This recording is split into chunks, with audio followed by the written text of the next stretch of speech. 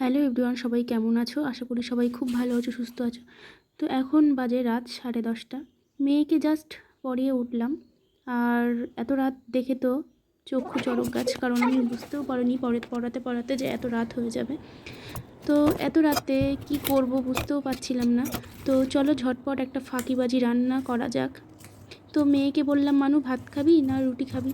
তো মেয়ে বললো, আমি ভাতও খাবো না রুটিও খাবো না, আমাকে ওটসের অমলেট করে দাও।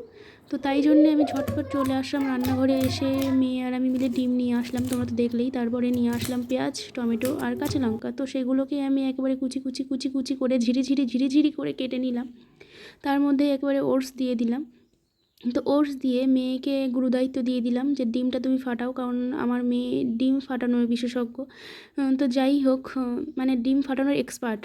তো এদিকে ডিম ফাটিয়ে ভালো করে ডিমটাকে ফাটিয়ে নিলাম। নিয়ে তারপরে ডিমের মধ্যে পেঁয়াজ, কাঁচা লঙ্কা আর টমেটো দিয়ে ভালো করে মিক্সড করে কড়াইতে দিয়ে, মানে ফ্রাইং প্যানে দিয়ে ভালো করে অমলেটের মতো করে ফ্রাই করে নিলেই রেডি।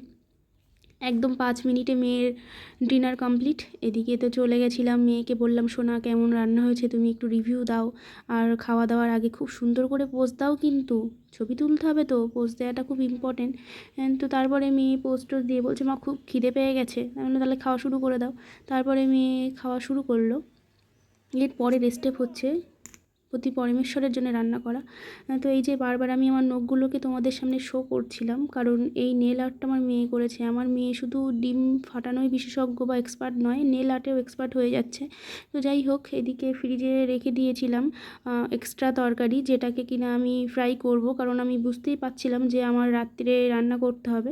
তাই জন্য এক্সট্রা বাঁচিয়ে রেখে দিয়েছিলাম। সেগুলোকে পেঁয়াজ আর টমেটো দিয়ে, লঙ্কা দিয়ে, ডিম দিয়ে ভালো করে ফ্রাই করে রাত্রে ডিনার করে নিয়েছিলাম রেডি। এক্সট্রা তরকারি মানে কি জানো তো, লাউ আর আলু, সেটাকে সিদ্ধ করে রেখে দিয়েছি আমি। অবভিয়াসলি লবণ আর হলুদ দিয়ে রেখেছিলাম, ওই জন্য হলুদ হলুদ রঙটা লাগছিল। তো সেটাকেই পেঁয়াজ আর টমেটো দিয়ে আর কাঁচা লঙ্কা ডিম দিয়ে ফ্রাই করেছিলাম। তো খেতে কিন্তু জাস্ট ওয়াও হয়েছিল, মানে অসাধারণই হয়েছিল। তোমরা কিন্তু বাড়িতে অবশ্যই ট্রাই করতে পারো। আর হ্যাঁ, আমি রান্নাটা কমপ্লিট করি।